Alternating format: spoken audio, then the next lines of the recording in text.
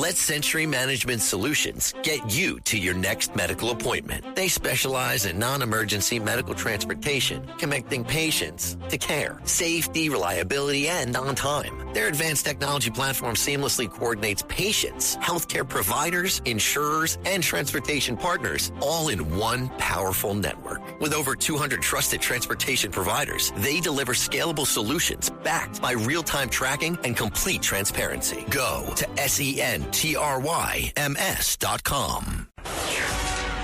Always look to the sky.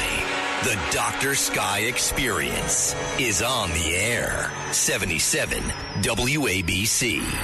Now, here's Dr. Sky.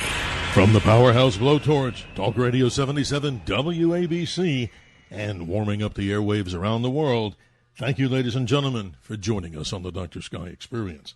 As we like to say, broadcasting proudly from the center of the universe, New York City, to the nation, the world, and I'm even sure out into the cosmos.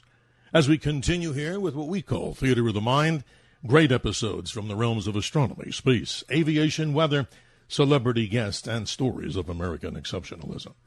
To get in touch with us, to get into the caller lineup, as we always mention proudly, the show is centered around you, the caller. The contact information, you can call us at 1-800-848-9222. That's 1-800-848-WABC. And we want to thank our helmsmen, both Tony and Bill, who navigate this signal so it can be heard loud and proud around the nation, around the world, and particularly as we talk about events that are going on above us as we center this particular episode of the Dr. Sky Experience to talk about two important subjects. All throughout the 2-hour program and over the weekend, we're providing you with the latest and greatest information on the historic mission of 4 Americans moving out toward the moon, something we haven't done since 1972, and a most amazing mission. And just in case you're curious, it happens to be right now at broadcast time, a little bit after midnight on the East Coast, that the Artemis spacecraft right now is some 136,000 miles away from the Earth, and it's now some 53-hour mission. And, believe it or not, ladies and gentlemen, it is at the midway point, with 136,092 miles to go as they make this historic rendezvous around the moon from a high altitude as we move on to April the 6th. But more important, well, what could be more important than that? A subject that is of great concern to many of you out there in the listening audience. We talk often, and so do other great hosts on this station, about the subject of UFOs, the great conspiracy, and or the information about the great disclosure. But what about this from the astronomical world? Are we seeing more fireball meteors than ever? And as we continue to explore this subject with an expert in his field, an article that was written from the American Meteor Society titled, "Has Something Changed in the Near-Earth Meteoroid Environment?" But to put it into more simplistic terms, right now as we move through this period of spring 2026, we always call it fireball season. And what's behind that, ladies and gentlemen, is some very important information. A brief bio on our guest. Mike Hankey is an American software developer, entrepreneur, and amateur astronomer specializing in meteor science and all-sky recording and detection platforms. Mike has built and operates the world's most widely used fireball reporting platform, licensed through the American Meteor Society and the International Meteor Organization. He is also the sole owner and creator of the All-Sky 7, an all-sky camera hardware, software, and global network. Mike's entry into astronomy, that is, began in 2009 when he photographed a massive fireball through his telescope. This event led him to the American Meteor Society, where he volunteered his software development services and skills and recreate their fireball reporting tool. With that, a hearty welcome on the Dr. Sky Experience as we say good morning to you, Mike Hankey. Thanks for joining us. How are you? I'm great. Good morning to you, too. Thank you. Well, thank you for being here. This is an interesting subject. You know, you and I both go back deep into the study of the night sky, and I will be, a big smile will be on my face, if this is obviously not in the video sense, about our activities when I, with a group of people in New Jersey, had a group called the Hackensack Astronomy Club.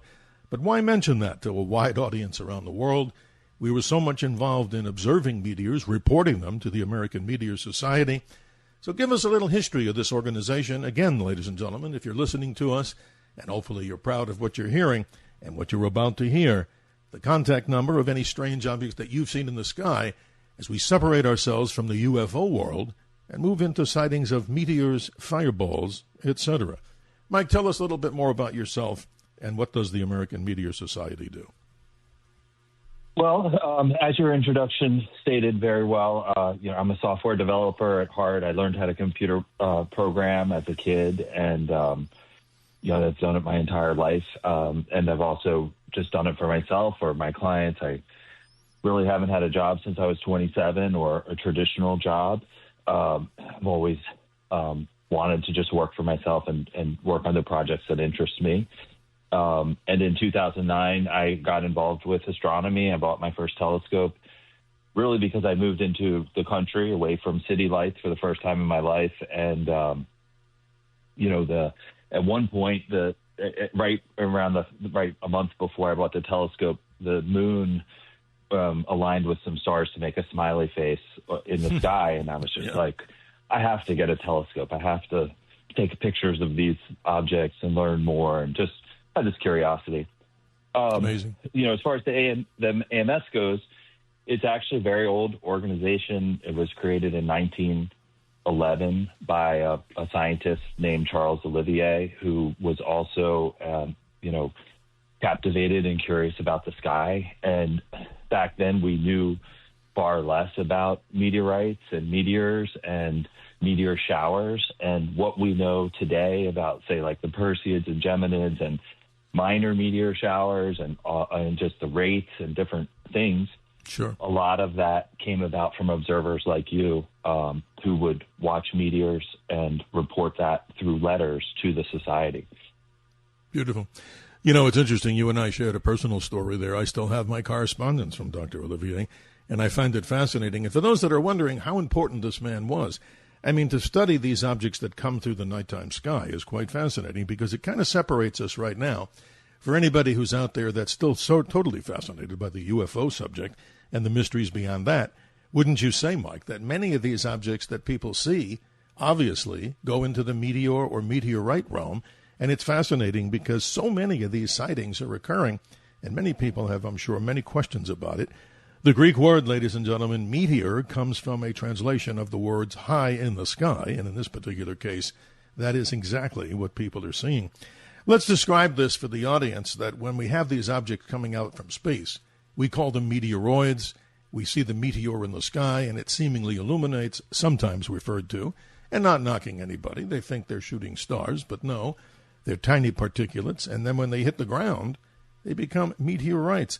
So what I'm here to do with you this morning to enliven us and open our minds on these great mysteries, let's go to the main subject that we were talking about. The question is, are we now seeing more, Mike, fireballs than ever before, at least in this particular past couple of years? Talk about that. Well, one of the things that the Meteor Society did and something that Charles Olivier created in 1936 was this fireball report. And that was a way that eyewitnesses of fireballs could write the important information down and submit it to the society, and then the society could combine all of that information together to figure out what was going on with that meteor, that particular meteor, but also have statistics long term. All that back in 1936 was on paper. Those papers still exist in an archive, but the online records really started in 2005, and my system started in 2010. And so we have all those records, right? Yes. And over the time, it's changed. The record keeping has changed, right? So it was paper, then it was a computer and different versions of computer, and different people would report, and the popularity of the society grew. And if media covered things, there might be more reports. So, and we also only can monitor overpopulated areas. We don't know what's happening over the ocean and all this stuff. So we just have a teeny window into the sky. But one of the goals of the society is to capture all these reports and put them in a standardized format and do it in a standardized way. And we've been doing that really for over 15 years on my system. So we have some pretty stable statistics that have been flat since 2021. And this really year, we have seen during that fireball period, say January 1st to the end of March, and our articles, that's the period that we're comparing. For the last 5 years, it has increased this period, pretty much by double. And then, we also have updated the article to have like some statistical analysis to say what the odds of that are. And they aren't crazy astronomical odds, but they're enough odds to just raise your hair and just ask what's going on or why, or is that interesting, Sure. And we also looked at it where in the sky these objects are originating from. The sky is pretty huge. There's all these different degrees across the sky. It's like 68,000 of them, something. So where, sometimes meteors, especially with meteor showers or recurring meteors, will cluster in one part of the sky. So we also looked at that in the analysis, and we do see an increase. If we just narrow it down to that part of the sky, the odds increase. And the significance of this statistically increases.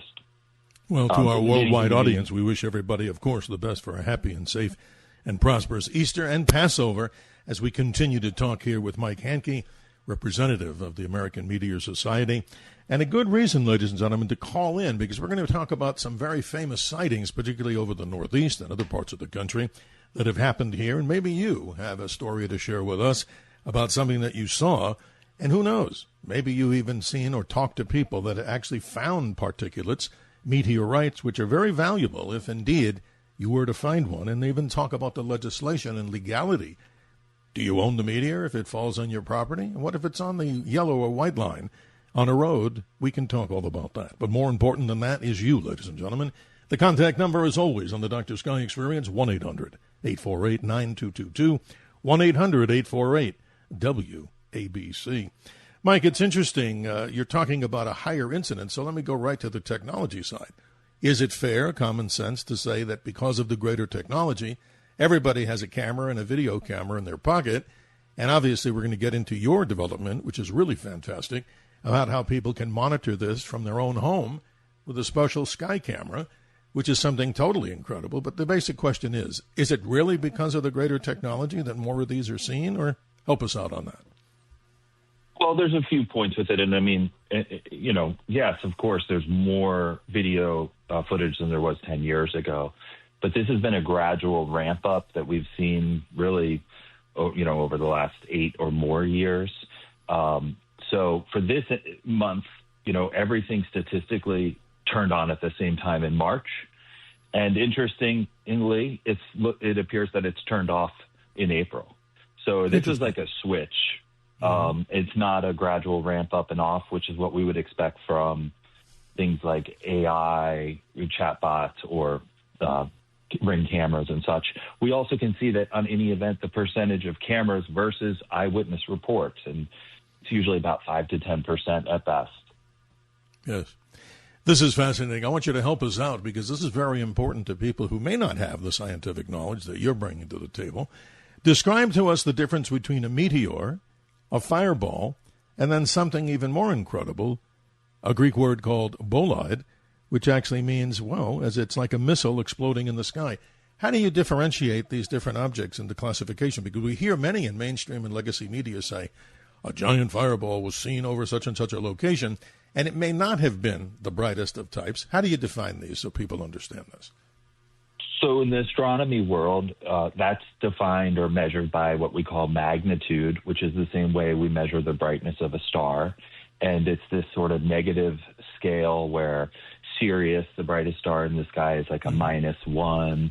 And then Venus is the -4. And Venus would be the most brilliant, thing you would see in the sky oftentimes around dusk. Jupiter is up there with like a 0. But, a fireball starts at -4. So it's a meteor that's big. A shooting star, that smaller type of meteor. The underlying particle could be as big as a grain of sand, maybe even sometimes smaller. Sure. But once it gets up to be about the size of a pea, you're going to see a -4 fireball. And then as that rock or piece of ice gets bigger and bigger, and depending on the speed of it as well, it's going to get brighter. The bolide becomes a bolide when the object explodes. And it doesn't really explode so much as it gets crushed or breaks by the pressure of the atmosphere. And when that happens, tons of dust is released, thousands of millions of particles of dust, and it instantaneously ablates or turns into fire to the observer. And that's what creates this whole huge flare up that the bolides will have. So it's like a brightness that it intensifies and blows up and then, turns into a few particles and goes dark. Exactly. And then 30 seconds later, you have this boom that shakes your windows or, rattles your doors. No, it's an amazing story. So the definition is, just so I go over it again, a fireball -4 on the magnitude scale, like that of Venus, as we were talking about. And these bolides may be brighter than the full moon, or upwards of -14. But without getting too technical, so we get the audience in the right frame of mind here, the reason we're doing this radio show, ladies and gentlemen, is continuation of opening our minds on some of the great mysteries, because, right, Mike, all the news around the world is so focused right now on the UAP, unidentified aerial phenomenon, and in many cases we could attribute some of these objects not to being outer space craft. And also, let's not discount, ladies and gentlemen, as Mike will talk about, many, satellites that are deorbiting can also appear to look like a fireball. And what do we have? 18,000 spacecraft up there, which one day will come down. But we're talking in this particular episode mostly about things that are not man-made, but come from deep space. And it's fascinating to hear you talk about this with fireball season, because over the last 50 years, I'm 70 now, I cannot imagine, not going out there to watch these meteor showers, and I'm sure many in the audience may have seen certain events. Mike, I'm going to go back in the time machine right now, and this appears, I appeal now to the people of this eastern United States, part of the listening audience, even though we're worldwide. I'm going to go back to April 25th, 1966. I was a kid, and I'm sitting outside a store with my parents on the inside talking some business. And lo and behold, like myself and so many over northern New Jersey, we saw this amazing object that literally, and I'm describing it as best and honest as I can, it shook and it hissed as it went overhead, apparently a super bright fireball, maybe even a bolide, and allegedly it did crash, if it did, any parts somewhere in Canada. Now that to me was an eye-opener and got me interested in this. So I'm wondering how many people are of this age group may have even seen something like that back on April 25th, 1966, and that's the what? That's just the beginning of so many. That's an amazing story. I'll never forget it. It's like I can replay it in my mind like it was yesterday. How about that? Isn't that incredible? It is incredible. And every one of these stories, every time it happens and a meteorite falls to the ground, it's incredible for everyone who witnessed it. It's like the most incredible thing they've seen in their entire life. And oftentimes it's the first time they've ever experienced it, and maybe the last time they ever experience it. And they have no reference points to say, what even was that? But Yes. Not everyone, but oftentimes people have no reference. And so they don't know what it is. And they fill in those blanks with whatever references they do have. Let's go back deeper into the time machine. This goes to those out there that watch meteor showers, and we'll be talking about so much about that because April coming up, which we're in right now, has another interesting shower that people can observe, and maybe they've already done it. I'm going back to November the 13th, back with before he was president, Abraham Lincoln in 1833. On that night, November the 13th, 1833, young pre-President Lincoln, as an attorney, was awakened by people in his town, and they looked up and they saw literally the description, maybe it's a little bit, dramatic, hundreds of thousands of meteors pouring out of the sky for a continuance of about 5 hours. Now, I'm not talking, Mike, you know this story, but the listeners may not. Not just a few, but I'm talking about like you're driving through a blizzard and a snowstorm, and it continued unabated for maybe 5 or 6 hours. That got a lot of people thinking the end of the world. But isn't that an interesting story? The pre-president got to see this, and so many other people. I may not know that story, honestly. Mm-hmm. That was a fire, or that was an outburst for... it was the Leonid storm of 1833. So we're differentiating between meteor showers and storms. But all these incidents of seeing these things called fireballs in the sky, this to me is just most fascinating because it kind of puts into a perspective that I think is important for people who are interested in the UAP phenomenon, that not everything that you see in the nighttime sky would be categorized as a, quote, UFO, meaning a UAP, but it may have some celestial origins. And what's the point?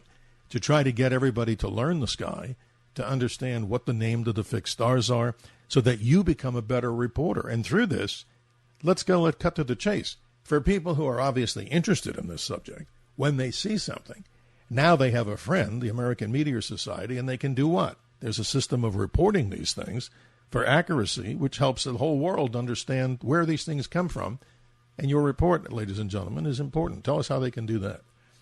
Absolutely. And so to do that, you can just go to the amsmeteors.org website. There's a link that says Report a Fireball, and we walk you through a very simple process that was really based on Charles Olivier's original form from 1936. And that can really be distilled down to 6 very important numbers. And if we can get those 6 numbers from at least 3 witnesses, we can sort of solve the fireball depending on the quality of that data of each witness, like how well they can remember it. But those 6 numbers, simply put, is the first 2 are the longitude and latitude of the person where they saw the meteor. And you might be looking at me and be like, how the heck am I going to know that? Well, now we have GPSs, but we also have Google Maps, and our app basically says, what's your address? And then we put you down at your house, and we say, draw your icon to your backyard or wherever you were where you saw that meteor.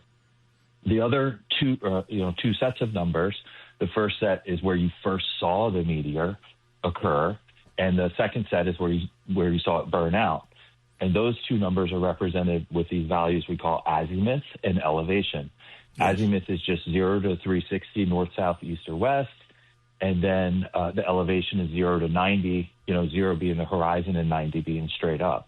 And so if we can capture, and we have these little Google Map, components on the webpage that let you draw a line from your position to where you saw the meteor start and end. So a lot of times people don't know the degrees, but they do know it landed or it started over my house and it ended over my neighbor's house.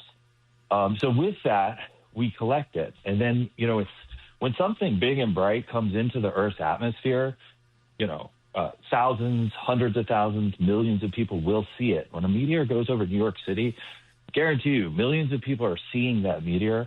The AMS probably collects 0.5% of those people who see the event. Exactly. But it's enough to say, okay, all these people are seeing something. They're seeing it at the same time. They're pointing in this direction for it starting, and there's agreement where all these lines are intersecting, and then the same thing's happening at the end. So we mathematically average those intersection points, which are just latitude and longitudes, again, points on the Earth, and then we do something called, outlier, ignoring the outliers. So, and then we re-average it. So it makes it a little bit better. And then we draw a line between the start and the end, and that predicts the location. Absolutely. Now, other scientists come behind us, meteorologists, NASA's people, amateur meteorite hunters, and different people, and then they want to study the meteor even more. And they'll look in other records like the NOAA NEXRAD radar system, Doppler weather radar. And sometimes that will find, like if you know the right time and place to look, which you can get from the MS, you can see the meteorites actually falling through the radar. And if you go underneath of that on Earth, maybe it's Ohio, maybe it's Texas, maybe it's California, you walk around for days, sometimes weeks, sometimes hours if you're really lucky, but then you start to find these meteorites. And that's where it gets really super exciting. And, we close the whole loop on the process of someone sees it, we record it, we figure out where it landed, people go to recover it, and then we put it in a lab, we cut it open, and we see, what it is. Is there alien life in there? Or is it from Mars? Or is it from the moon or some new asteroid that we've never seen before? And what's even more interesting, really, Mike, I'm finding out that if people go to amsmeteors.com or .org, they'll find out that you're an organization that's pretty much funded by individual contributions here. I mean, this is not a NASA, paid organization, if I'm correct in that assessment. So people are doing this, out of their own pocket and out of their own interest to provide us with future data. This all comes into a bigger picture that we'll talk about throughout the rest of the show. So again, amsmeteors.org. Just in case you're joining us on the Dr. Sky Experience, thank you. During this holiday weekend of Easter and Passover, we continue with Mike Hankey talking about many ways, folks, that you can differentiate between what you're seeing in the sky, how to report it, and so much more. And your questions and comments are most appreciated here. What have you seen? Describe it to us in this audience, vast audience around the nation and the world. The contact number to get in the Theater of the Mind conversation, 1-800-848-9222, or simply 1-800-848-WABC with information from things that go bump in the night. Mike, before we go to the break in just about 5 minutes or so, I just wanted to ask you a few other things and describe this to the audience first. Here in Arizona, though I'm not the director of Arizona Tourism by any means and certainly don't want that position, here in Arizona, ladies and gentlemen, if you have not seen one of the most incredible, fresh, and I talk about 50,000 years ago, impact crater, the Arizona meteorite crater, or crater itself, called the Barringer crater. I've been there many times.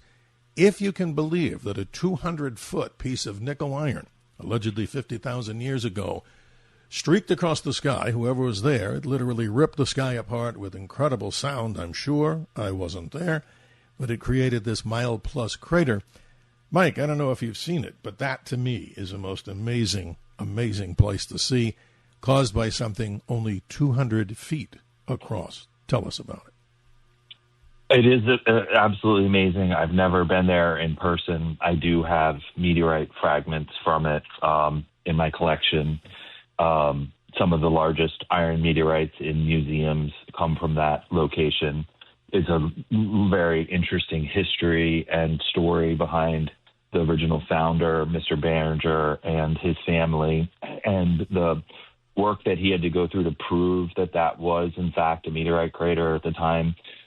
It was accepted that it was a volcano, and a lot of the professional science people laughed at his idea that it would have been a meteorite, and he spent his days looking for the meteorite inside the crater and died before he found any of the meteorites. And then, and I don't know all the history perfectly, Sure. but the way I understand it, his family or some people other linked to him started to find meteorites outside the crater, and that's what confirmed it. And they unearthed ton, I don't know if they were actually a ton, but they recovered tons of meteorites, and some of them were hundreds of pounds, maybe even thousands of pounds.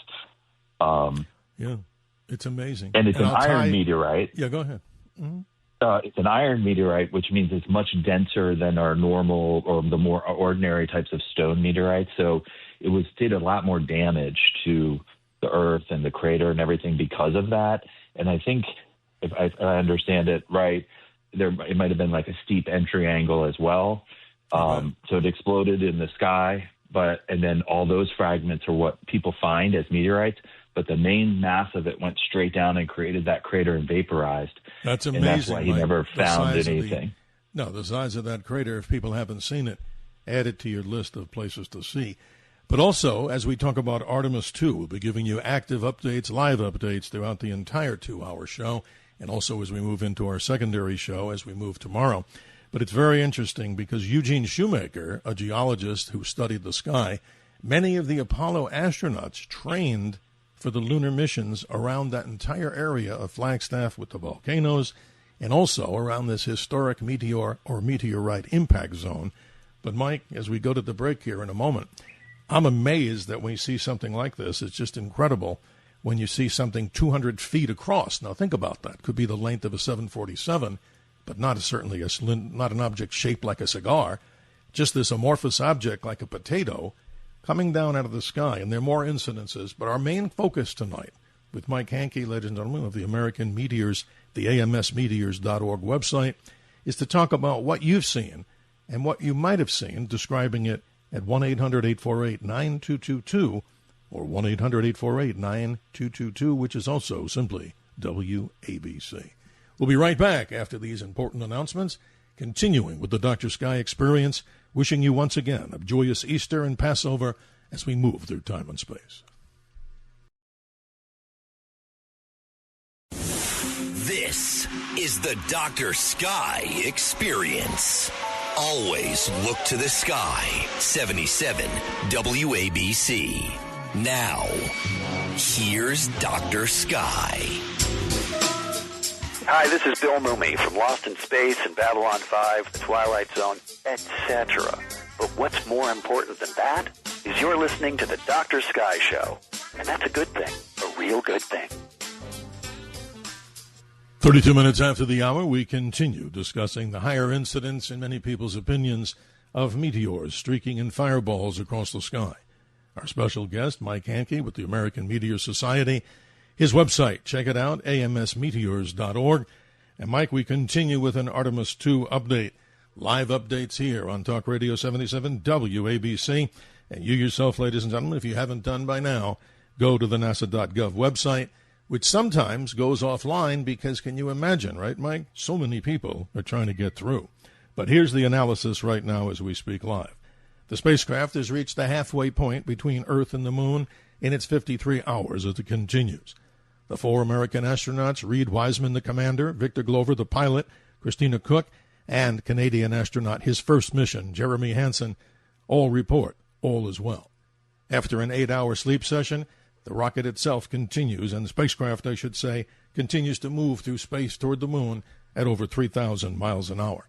It may seem like a small speed, but it will pick up as it moves closer to the Moon for its encounter right around the date of April the 6th, just around the corner, on a swing-by of the Moon.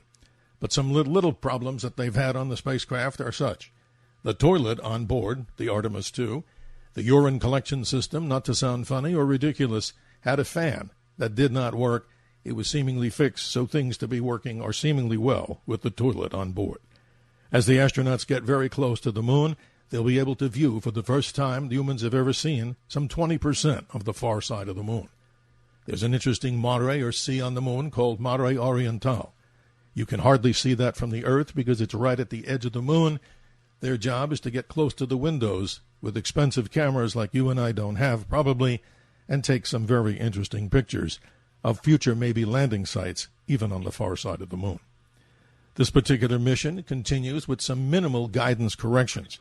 The major rocket that they fired for the TLI, which is called the Translunar Injection, that occurred, well, about a day ago.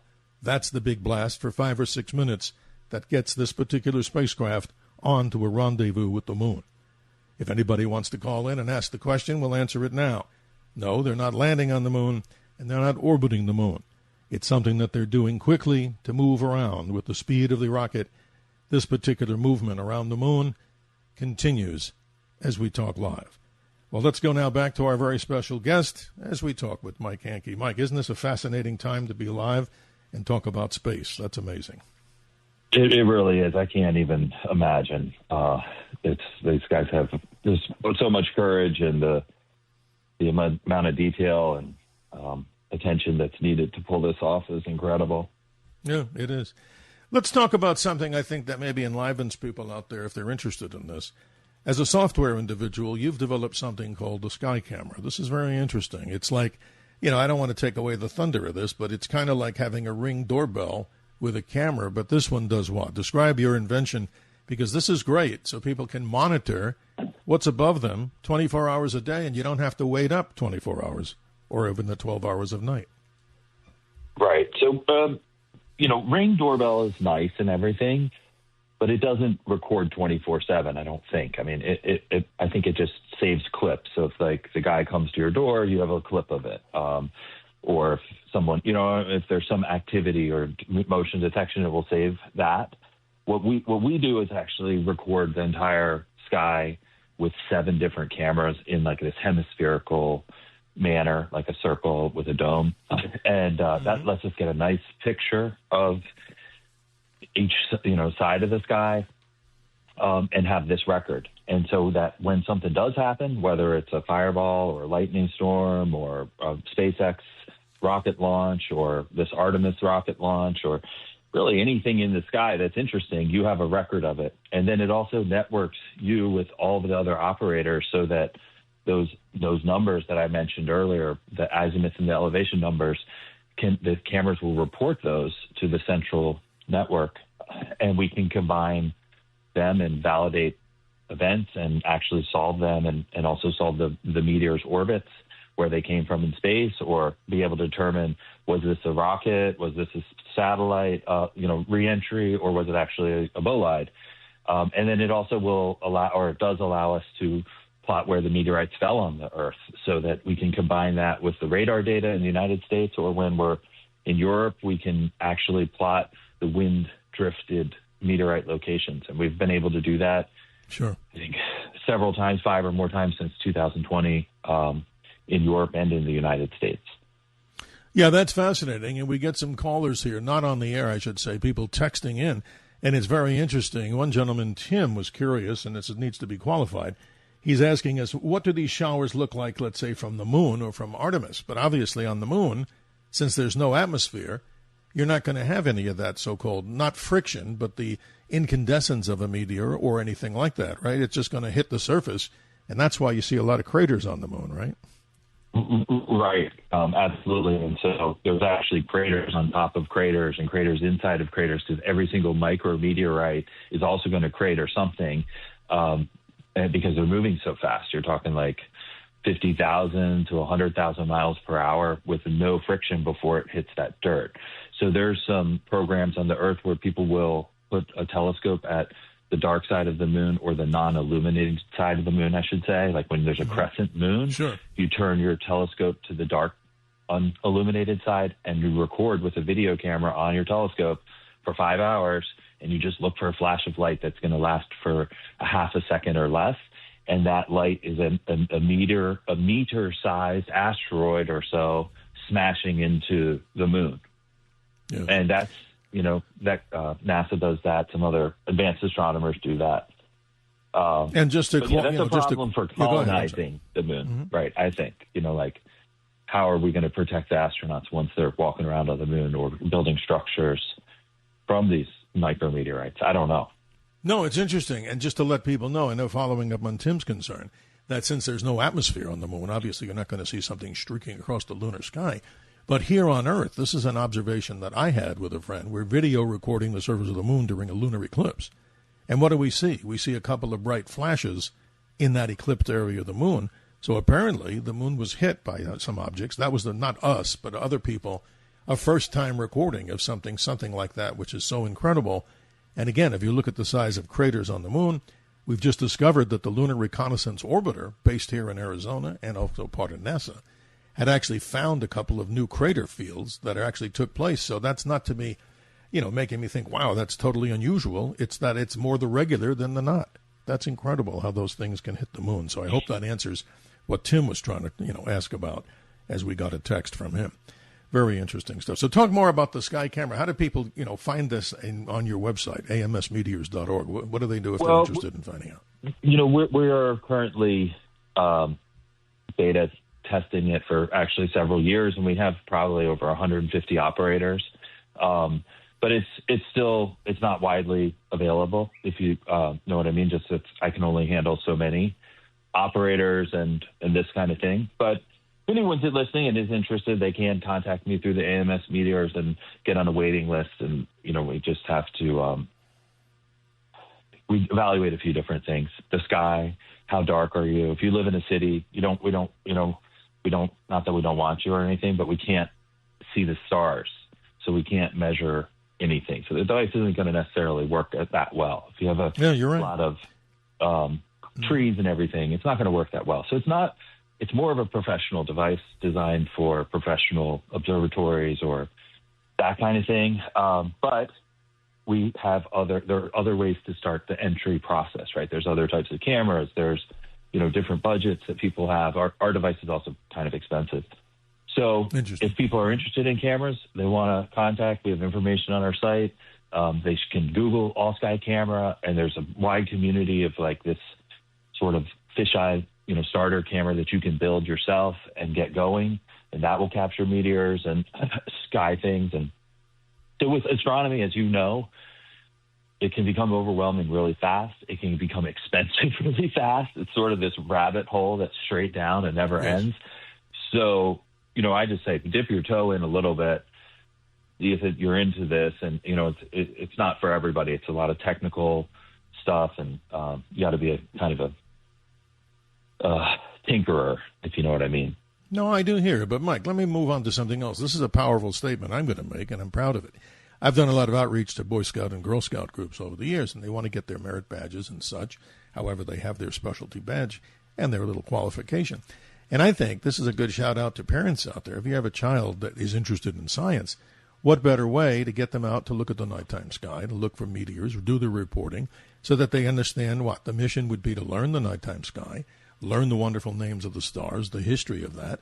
And I think that's great. We've done that so many times, not only here in the West, but when I was back in the New York area. And it's a great way for kids and their parents to get involved in a little activity. And let's not discount it. Even if you live in a light-polluted area, yes, ladies and gentlemen, you can still see things like this. And let's never discount, Mike, those that live in brightly lit cities. Even though light pollution is a big concern, we could do shows on that for hours, because only, according to the statistics, only maybe 8% of the entire world population gets to see the wonders of the Milky Way in the deep sky. That's a pretty sad statement, in my opinion, but hey, I'm biased toward the beauty of the sky, like many people are. What say you? I mean, that is kind of sad. And when you do, and I know personally, when I moved away from the city and could start to see the sky, it inspired me, and made me think differently, act differently, and it really elevated just my whole life. So if and I'm not discounting anyone that lives in the city, I'm just being realistic, and there's tons of benefits of living in the city, like restaurants and entertainment and all these things that I don't have out in the country. But, you can make trips. You can go camping. The summertime Perseids is an excellent event to experience with your family, with kids. I also agree that mission-based trip, or purpose-based adventure to go outside and wait for that meteor, it builds excitement, and it gets kids hooked. And not just kids, it gets adults hooked too. And then in that lulls, in those slow times, you can fill them with, that's constellation, this is this star, this is what magnitude is, this is what a black hole is. And all these things are just like, it really, sparks the curiosity for anyone. It sure does. Children. And we're up against a break. Mike Hankey joins us of American Meteor Society, and it's amsmeteors.org. We see your calls coming in on line 1, like Rob from White Plains. How about line 3, Tom from New Jersey? And you, ladies and gentlemen, have a chance to get on the air and ask questions about the wonders of the universe that you probably don't find in any other location other than the Dr. Sky Experience, 1-800-848-9222, or the other easy-to-dial number, 1-800-848-WABC. We will be right back with your questions and your telephone calls. This is the Dr. Sky Experience. Always look to the sky. 77 WABC. Now, here's Dr. Sky. Hi there, I'm Tom Rush. I'm accused of being a singer-songwriter. And you lucky dog, you're listening to the Dr. Sky Experience on Talk Radio 77 WABC. 46 minutes after the hour, we continue with our Artemis II update. As mentioned at the top of the hour, the first hour of the show, the spacecraft with the 4 astronauts sailing about to the midpoint between the Earth and the Moon. The entire journey will take them some 10 days, and they will do the wraparound, vision and experience around the Moon on April the 6th, coming up in just a few days. But some little-known facts, ladies and gentlemen. These will be the farthest that humans have ever traveled in space, as they move some 4,500 miles beyond what Apollo 13 did, and the fastest return yet as they enter the Earth's atmosphere from space of some 25,000 miles. Simply this, if you walk to the Moon, as ludicrous as it sounds, well, you'd have to get some good shoes. It would take you 5 years. If you flew on an airliner, if it could fly in that, hypothetical mode, it would take 18 days. And if you drove in a car, depending on what speed limit you followed, 24/7, it would take you 135 days. Our special guest, as we continue, Mike Hankey of the American Meteor Society. But you, ladies and gentlemen, let's go to the callers. Line number 1. Let's say good morning to Rob in White Plains. Good morning. Happy Easter. Happy Passover. Dr. Sky and guests, listen, we have a shared experience, Dr. Sky. Yes. I'm 81 now. When you were in Jersey and you saw that, it was about 6:30 in early dusk, correct? Absolutely. And it bounced 3 times, correct? Absolutely. And it went over yes. the horizon. Uh-huh. Yeah. Do you realize what you said? And what I've been telling people for years, it sizzled. It delivered light at the sound at the speed of light. It sizzled and it sparked out, remember? Yeah, I sure do. It's amazing. I was just a kid, incredible. and I remember it. Yeah. Were you scared? You know, I'm always honest with everybody here, especially on the radio, but I didn't know what to think. I looked at my sister, and she looked at me, and she goes, "What in the H was that?" And, of course, she was describing another word. But it's amazing. Yeah, it sizzled and it shook. Yeah. It was weird. Yeah. And, no one else saw it on the street. Where I was downtown White Plains, it was crowded. People don't look up. That's amazing. Boy, I tell you, Rob, we haven't paid you to call in because I wanted to get somebody who at least can confirm that. But it is, right, Mike? Let's go to Mike, our special guest. Mike, here's a man testifying about what he saw to verify what I saw. It was amazing. Mike, please continue. And you both mentioned what you heard, the sizzling, and you both used the word sizzle. So that strikes me because you and I had talked about this last week when we first talked. Mm-hmm. And that sizzling is an infrasonic sound. That's what it's called, the scientific sound. And it was very much not understood, especially at that time, what exactly was happening. The boom sound, and we asked for both of these questions on our form. Did you hear an instantaneous sizzle or did you hear a delayed boom? Sure. You got to think sound travels at the speed of sound. So when you see a fireball at 600 or 300 miles away, it might take 30 seconds for that boom to hit you. But this sizzling sound, you and Tom both said, hey, this was at the same time you saw the fireball. So that means that sound's traveling at the speed of light, which means it's a radio wave or a type of radio wave. Incredible. And what I have read recently, and these scientists studied it extensively, wrote this paper, is that it had something to do with people's hair and curly hair people or people that had like the follicle or hair in their ears would create this antenna with the meteor, and that's what you were hearing was the signaling, was this radio connection. Yeah, see the microscience behind it. But we want to move forward, Mike. And thanks, Rob. Thanks for verifying this because I didn't want people to think I made this thing up. And blessings to you for Easter and Passover. Thanks for being part of the Dr. Sky Experience. We now go to line number 3. Tom from New Jersey. You've been patient. Good morning. How you doing? Good morning. I have a question here about the moon. It's not the current moon business. It's old moon business, if that's okay. Yes, go ahead. All right. I've heard a long time ago that there is inhabitants and caves on the dark side of the moon, and there's supposed to be some kind of an agreement that we're not supposed to go on the dark side and bother them, and they won't come on our side to bother us to do anything on the light side. So I was wondering if you could enlighten me, say anything more to that. No, thank you, Mike. It's a valid question, but let me say this. We've never seen, this is from the science side of it, and I don't think I'm wrong on this. We've never seen anything that resembles any kind of inhabitants on the moon, but there is one fact that you bring up that is interesting. There are lunar caves out there and craters that have deeper areas where you could hide in, and that the astronomers and space scientists are hoping could be a habitation, almost like they didn't, somebody dug it out with like heavy equipment, where you could actually house the astronauts or a module. Why? Because if you're out in the open space and sunlight of the moon during the time when it's full, like we see here, temperatures are over 212 degrees. But I don't know if Mike wanted to answer something that the other Mike from Queens is talking about. But thanks, Mike from Queens. Go ahead, Mike Hankey. It's possible maybe you could live under the moon or someone could live under the moon. I just don't know very much about it.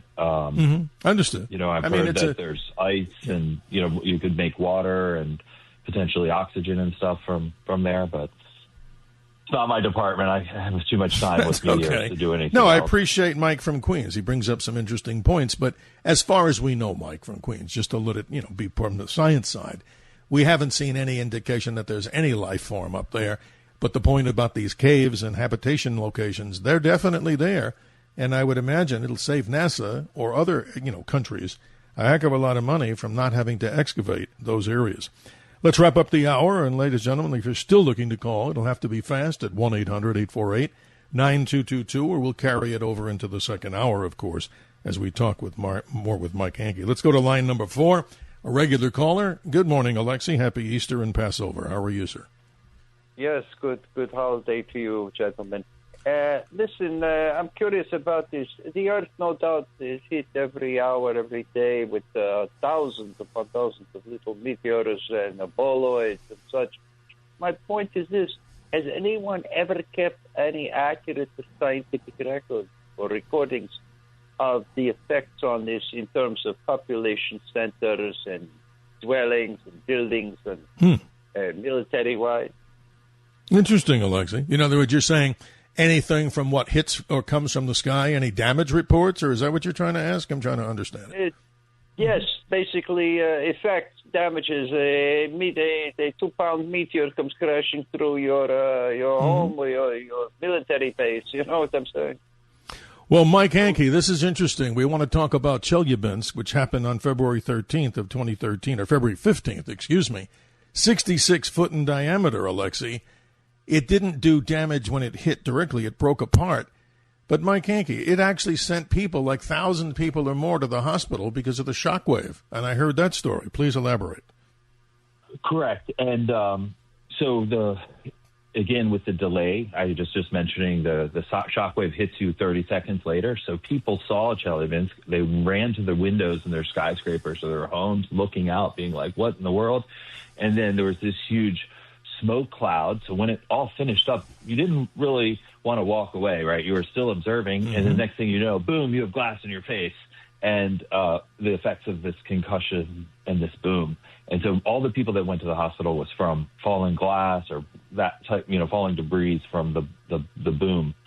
I did not know of anyone that got hit by a meteorite, but there was a lake that got hit by a meteorite, and it was like almost a meter wide. And then the divers went down, they recovered it from under the lake. Back to the question, though, it is recorded every time a meteorite hits Earth and is found.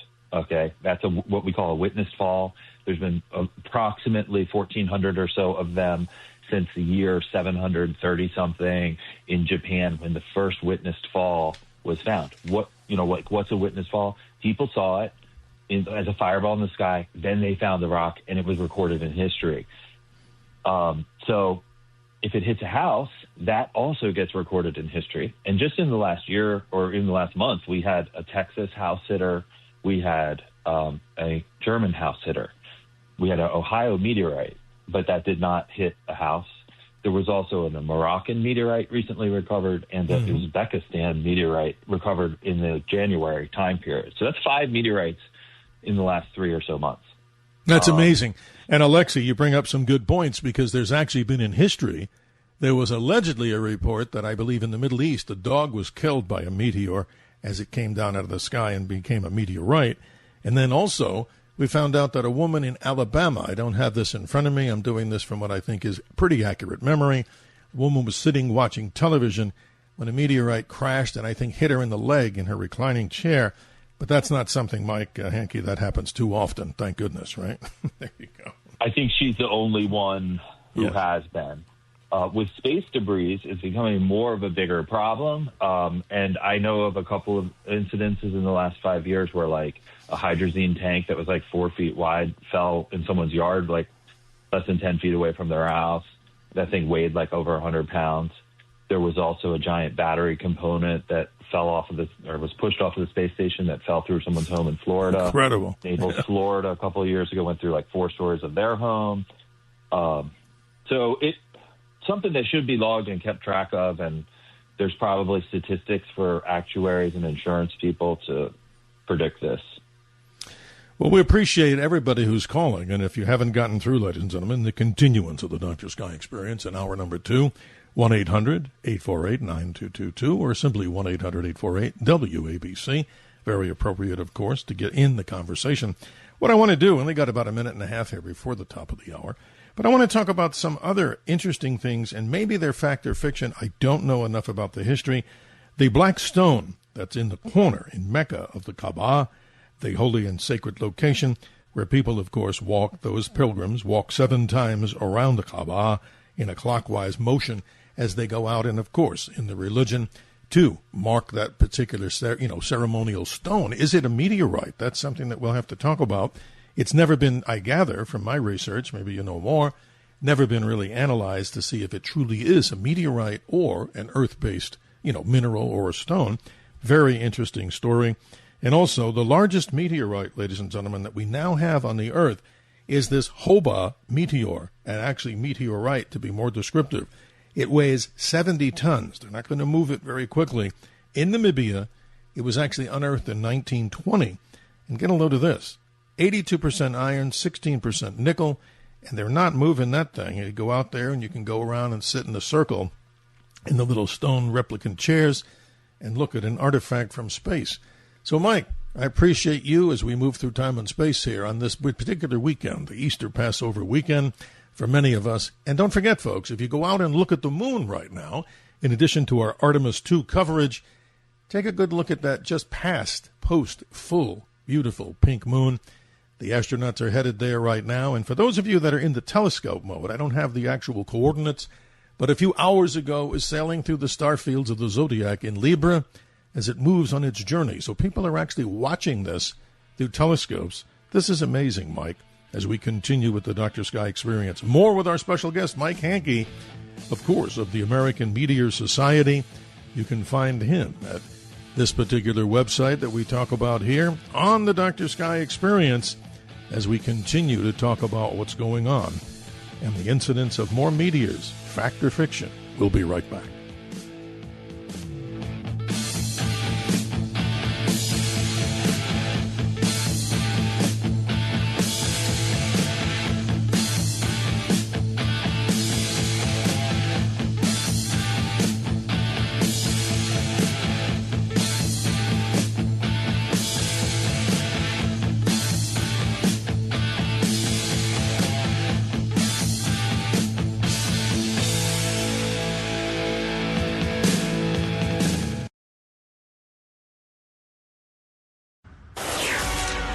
Always look to the sky.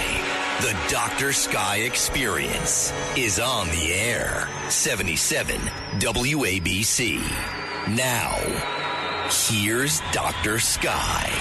At 2 minutes after the hour, we continue proudly with hour number 2 of the Dr. Sky Experience, as we like to say proudly from the powerhouse blowtorch WABC, broadcasting from the center of the universe to you from New York City.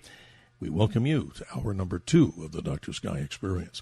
Thanks to our helmsmen, Tony and Bill, for handling all of these important tasks that make sure that you hear the signal as loud and as you would expect, and also the opportunity to get on with our special guest. If you didn't join us in hour number 1 and you're just joining us right now, a special guest as always, Mike Hankey with the American Meteor Society. He's here to talk with you about things that you can report in the sky that are not necessarily UAPs, but you might think they are. His website, amsmeteors.org. But, Mike, before we continue in hour number 2, by popular demand, people are still very curious, as they should be, about an Artemis II update. Now, let's talk about the spacecraft, the Orion capsule called Integrity. This is interesting. It only has 330 cubic feet of open concept space. Now, think about that. If you ever owned a small little Class B RV or a small little type of tent, or even a medium-sized tent, you know how difficult it is to do a lot of human functions. What about sleeping? The crew members sleep in sleeping bags that are attached to the cabin wall, and they experience a hammock-like sleep in, guess what, microgravity. So I said the other day with the Katz and Cosby show with owner and operator John Katzimatidis, we had an opportunity like you might have had to send to NASA to get a hypothetical boarding pass for Artemis II. And why is that so important? Because they had this little doll that by popular demand people created to find out when zero gravity would take place. And inside that, all of the names of all the people, yes, yours truly, owner and operator John Katzimatidis, and so many other people are there on an SD card that now floats around. This little doll floats around to continuance of zero G. How about hygiene in the toilet? There's no shower. Yeah, that's right. Making personal hygiene kit-based, the crew will use private curtained toilets. Well, one toilet, similar to the International Space Station, as we mentioned before, and with the urine management system, and they have to handle the setup. They had a fan that didn't work on the urine collection system, but now Christina Cook has fixed that. Some of the urine is released out into space. The other, material, number 2 as they call it, is stored safely and to be processed. So the cabin is small with limited privacy, requiring a camping-like lifestyle. And they do have an exercise option. They have to do the flywheel. It's a little device where you can pedal to keep you in shape. And the beat goes on. The location where they are right now, 139,250 miles from the Earth, passing the halfway point, only 133,900 or so miles to go, and they're traveling at about 2,950 miles an hour, as then lunar gravity will pick up, and they will increase in speed. All is well on Artemis 2. Mike, thank you for being there. I wanted to go through the Artemis 2. Your comments on this space mission. Tell us. You're a guy that follows this. Yeah, I mean, it's fascinating to me. I don't get into every detail of it, so I appreciate your updates. And I was reading about the size of it at dinner tonight, and just like cringing at what it would be like to be on board. You know, a lot of people want to be astronauts or think it would be the greatest thing in the world. I think it's terrifying personally. Not something I would want to do. It's amazing. You have to have that mental stability. And one more comment before we move on with the main topic here about the American Meteor Society. It's very interesting. All of those individuals, except for the Canadian, he has never been, this is his first space mission, but all of them, including Christina Cook, she is so involved, as many of the other are on that crew, with doing spacewalks. And she was involved with the first all-female spacewalk. And imagine that. They go outside of the International Space Station for some 6 or 7 hours. That must be the most unbelievable experience, because you're in these suits and, wow, you're that close to a zero environment for oxygen, and you have to work. It's not easy, I imagine, to move and manipulate things when you're in those bulky suits. That must be amazing, don't you think? Yeah, and you're traveling at how many thousands of miles per hour? And 17,000. Rotating below you, yeah. And anything could happen. You know, I don't even like to ride roller coasters that much, especially as I get older and I get a little anxiety driving over bridges and stuff. So yes. I don't know how these guys can do it. They're superheroes. God bless them, really. What can you tell us? I brought up the subject of in Mecca, the Kaaba, and this is interesting because on one side, I think it's on the eastern corner of the Kaaba in Mecca, the black stone that's there. Have you heard that might be a meteorite? And I'm just curious if any information you could pass on to the... Apparently they haven't tested it, but who knows? I'm just reading this off the internet about an hour ago. My understanding is pretty much have you've described it as well, but it is a very interesting story. There's some tapestries that show, and I don't want to misstate anything, but I think it's Muhammad is pulling, maybe it's not him, but I don't know exactly the history, but someone is pulling the stone on a tapestry, in this tapestry, or pulling it on a rug or something, but it's representing that it's very heavy.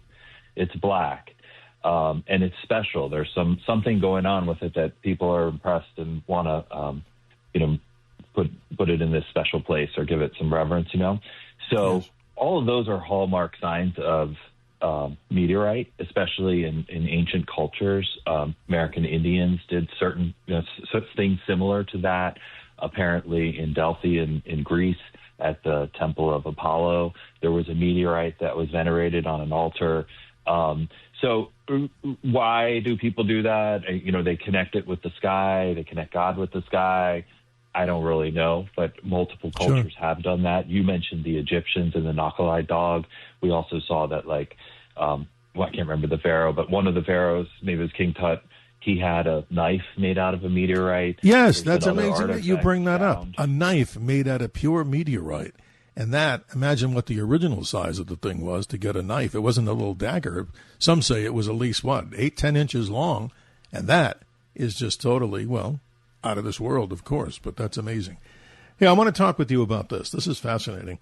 As we talk about your group, the American Meteor Society, let's talk a little bit more, your expertise in this area specifically. At the top of the first hour, I was asking you to answer the audience, are more fireballs now being seen more than ever?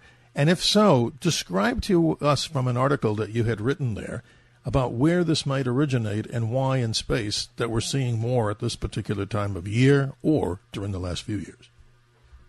So there's a lot of stuff in space, and we don't track it all, and we don't even know that it's there. So there's no predictive instrument or report that we get that says you should expect this many fireballs tomorrow or this year or anything.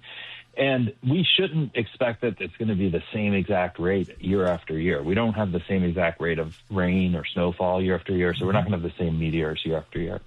And as I mentioned earlier, we're only monitoring a small percentage of all of the meteors that hit. You had a caller who mentioned, we have thousands, tens of thousands of pounds of meteors hitting every minute, every day, or whatever.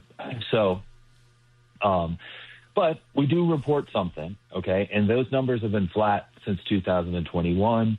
And this year, in particularly in March, they shot up. So that indicates to us that some more debris in the larger range of size is coming into the atmosphere. And it's coming from a lot of different sources. It's not a single source like the Perseids or the Geminids, where all these meteors are radiating from the same source. They're kind of broader regions, and there's more than one of them. But one of these regions is what they call the antihelion region, which is like away from the sun. So as Earth moves around the sun, if you just drew a line from the sun through Earth and out into the distance, that would be the radiant of this sporadic fireball source. And it changes by 1 or 2 degrees every day as we move. Mm-hmm. And we're always getting meteorites from there. And those meteorites are kind of moving towards us in the same direction as the Earth's moving. So it would kind of be like a car coming up behind you and trying to overtake you, or, a lane merging, and there's 2 cars going in the same lane and they're getting ready to intersect. So when those meteors come into the atmosphere, they're slower than normal, like I'll say a Perseid meteor or something coming from a cometary source. And they hang in the sky a little bit longer, more people see them, and then there's the better chance for them to survive. And so that phenomenon of fireball season that we see in February is really because this antihelion radiant is so high in the sky. The higher the radiant is in the sky, the more meteors you're going to see. That's why, like, during Perseids, we tell people go out at 3 a.m. or whenever that radiant is at its peak height. It's amazing. One of the theories that I've had, and I didn't create it, I mean, reading it, is that as a regular meteor observer for years, we're talking plus 50 years on this stuff. And interesting is we have the connection with your organization and the original founder, Dr. Olivier.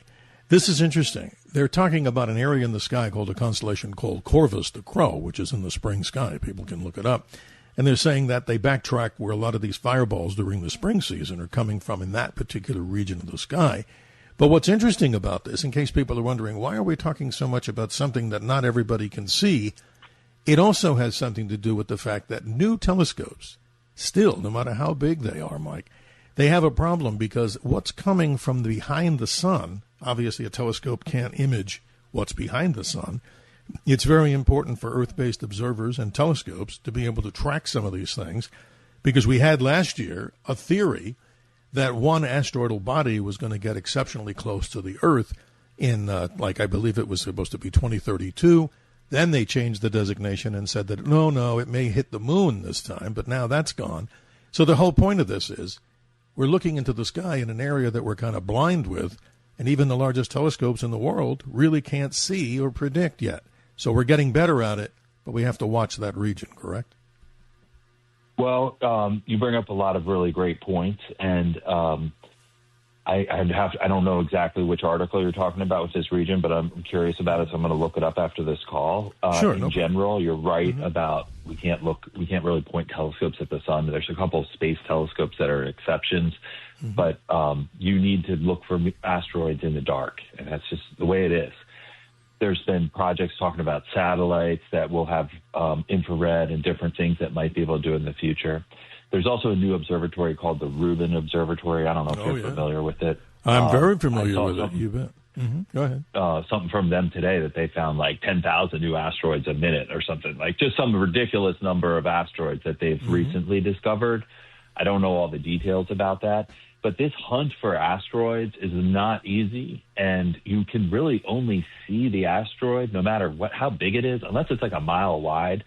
You're only seeing it when it's passing by Earth. So you have this like couple of weeks window that you can spot these asteroids as they're driving by Earth, not missing us, and then they go off into the distance and you can't see them anymore because they're too small and too dim. So an asteroid, say 300 meters wide, you're not going to see that when it's in the asteroid belt, even if you have a telescope that's like bigger than your house. So that's a huge problem in my mind for, like, you know, any type of proactive planetary defense, right? Doesn't mean you're not going to try, but I don't know. There's these windows, right? Chelyabinsk is a perfect example. Everyone was waiting for this other passage of an asteroid called 2012 DA, which was one of these, like, kilometer-wide sized asteroids. It was coming up from underneath the planet, and then Chelyabinsk rammed in from the side of the planet. And so people in that day, the journalism and everyone, thought that it was connected, but they actually were completely opposite orbits. Anyhow, I don't even remember what your first question was. It's a very, you're doing fine here, because this is an important subject. And going back to the Vera Rubin Observatory, I was invited to a celebratory dinner a few years ago. This is about 5 years ago, for the dedication as they were building in the high mountains of Chile for the Vera Rubin Observatory. I wanted to describe, we were with the director, and I was like, wow, this was going to come online, they said, in a few years, so it took more. But let me describe this to the audience, Mike, and elaborate, too, as you would want to.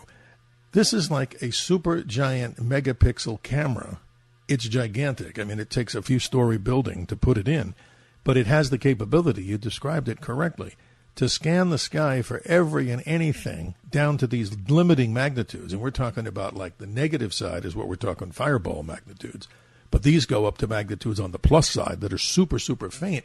So you're right. It can track things that took people years ago, literally long periods of time to even find. And it's just a totally amazing subject. Ladies and gentlemen, on this holiday weekend, as always, you're welcome to be in the conversation.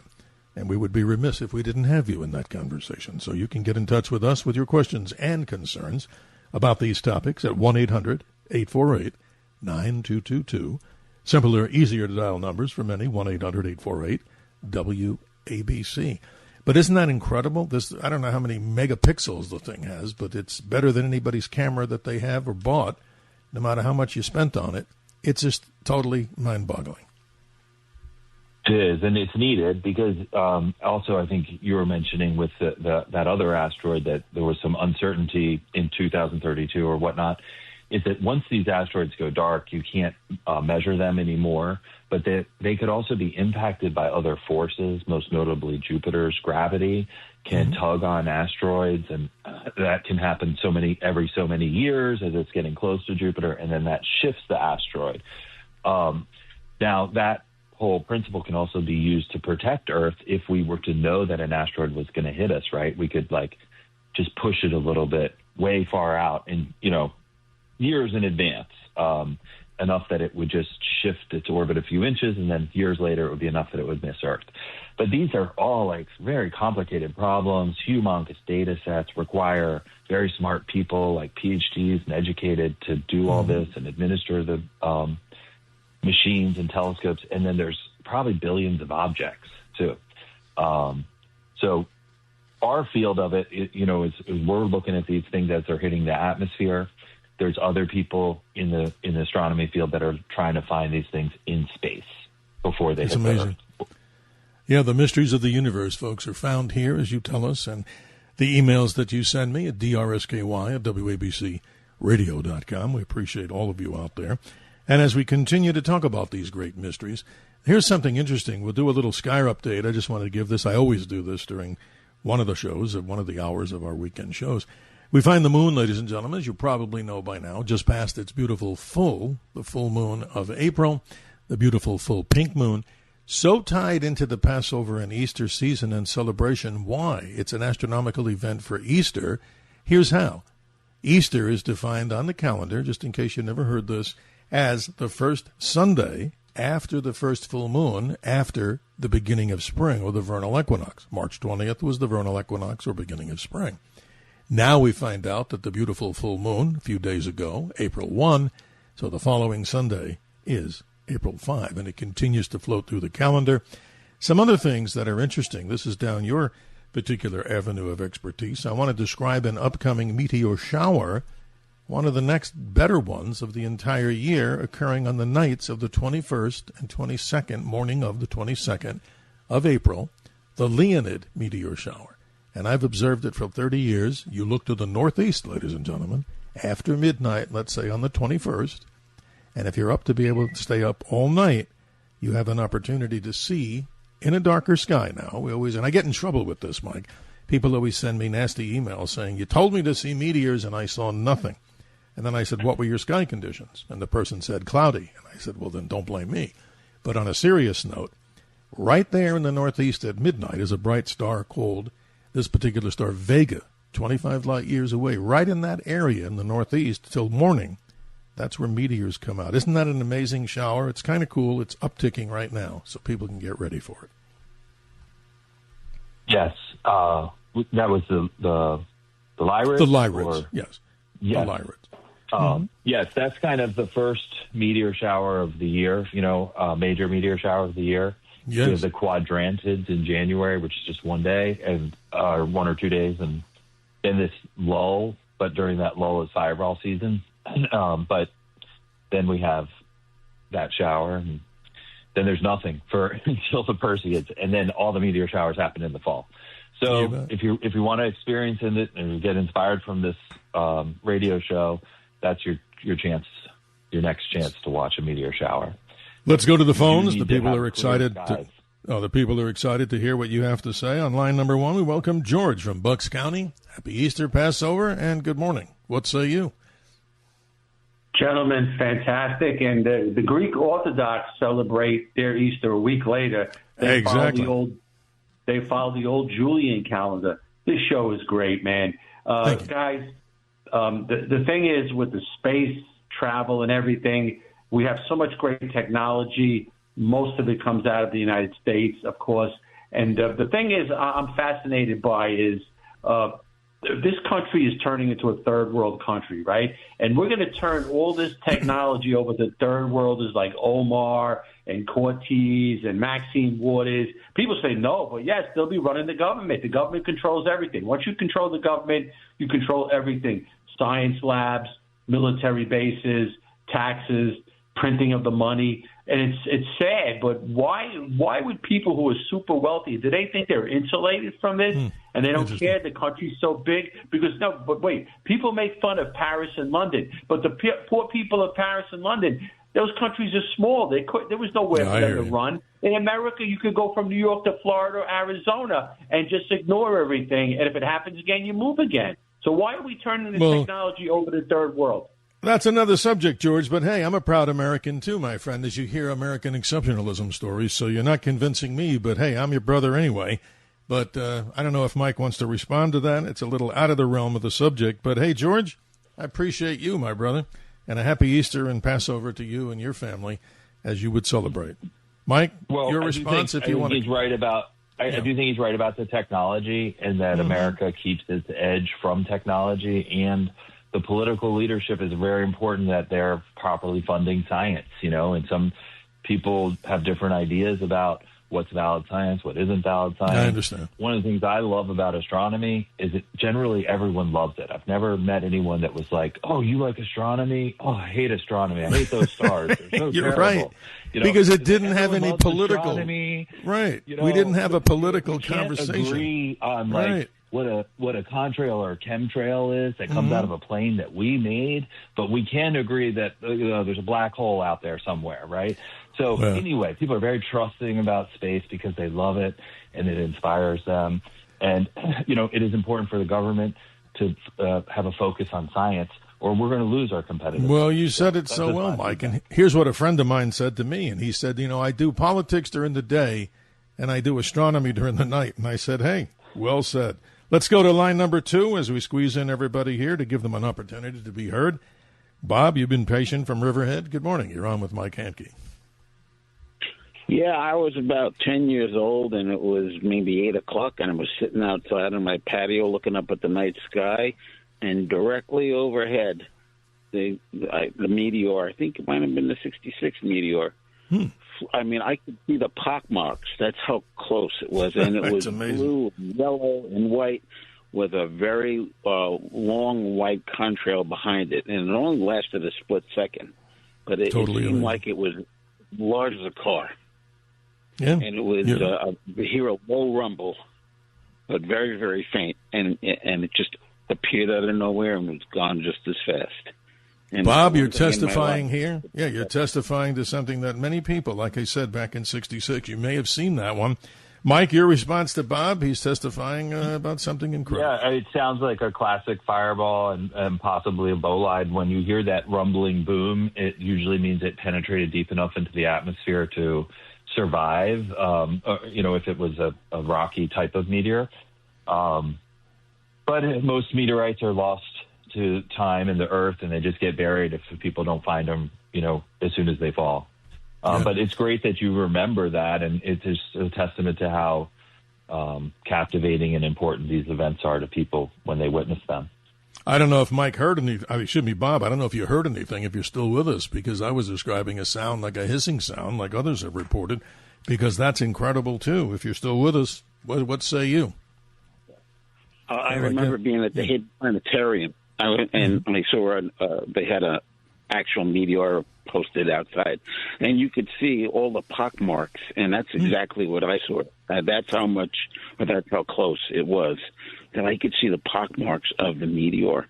And, amazing. And out of the pock marks was blue and green and orange and yellow flames, and all around amazing. It was the white smoke contrail that came off the back.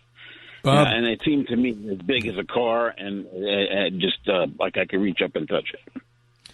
Bob, I appreciate you testifying about that, and believe me, I hope you and your family have a wonderful Easter celebration, Passover for those that celebrate it, and thanks for being part of this show as we open up people's minds as they tell us they enjoy the dialogue.